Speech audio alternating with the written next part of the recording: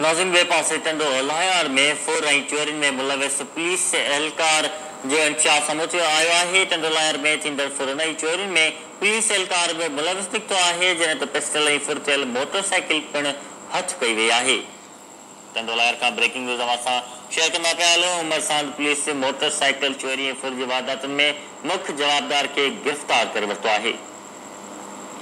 उमरसांड police फुर थियल motorcycle police एहलकार जे जगह तां बरामद कई आहे। टंडो लायर मां ब्रेकिंग न्यूज़ सां शेयर कंदा पिया हलूं, जिथे पुलिस एहलकार फुर ऐं चोरी जी वारदातुनि में मुलविस निकितो आहे। पुलिस एहलकार अमीर बख्श भुट्टे वटां हिकु फुर थियल मोटरसाइकिल ऐं पिस्टल बरामद कयो वियो आहे। एसएचओ उमरसांड जोड़ो बयान साम्हूं आयो। हिन जा वधीक तफ़सील मालूम करण लाइ असां राब्तो कयो आहे टंडो लायर में केटीवी न्यूज़ जे रिपोर्टर शहरयार मेमण सां।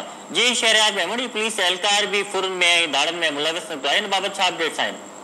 जी मुबशर, बिल्कुल ॿुधायो त अवाम जी जान ऐं माल जा रखवाला अवाम खे फुरे रहिया आहिनि। टंडो लायर में थींदड़ फुरनि ऐं चोरियुनि में पुलिस एहलकार मुलविस निकितो आहे।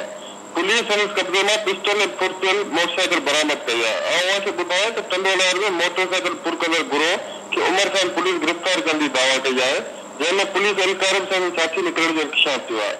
उमरसांड पुलिस मूजिबि पुलिस एहलकार जी जॻह तां फुरथियल मोटरसाइकिल बरामद करे वरिती आहे। उन सूचना में राब्ते करते एसएचओ उमरसांड अनवर अब्बासी केटीवी न्यूज़ खे ॿुधायो त पुलिस एहलकार अमीर बख्श भट्टी वटां हिकु फुरथियल मोटरसाइकिल ऐं पिस्टल बरामद कयो आहे। गिरफ़्तार पुलिस एहलकार सां पुछाॻछ जारी आहे, जंहिं ते पुलिस एहलकार समेत सभी साथियुनि ते फुरथियल मोटरसाइकिल जो केस वसीम राजपूत जी फरियाद ते दाख़िल कयो वियो आहे। बरामद थियल मोटरसाइकिल वसीम राजपूत खां काली मोरी लिंक रोड वटां पहुची हुई, जंहिंमें सभी साथियुनि जी गिरफ़्तार लाइ छापनि जो सिलसिलो जारी आहे। पुलिस मूजिबि थी सघे थो त पुलिस एहलकार ॿियनि फुर ऐं चोरियुनि वाक़िअनि में मुलविस हुजे।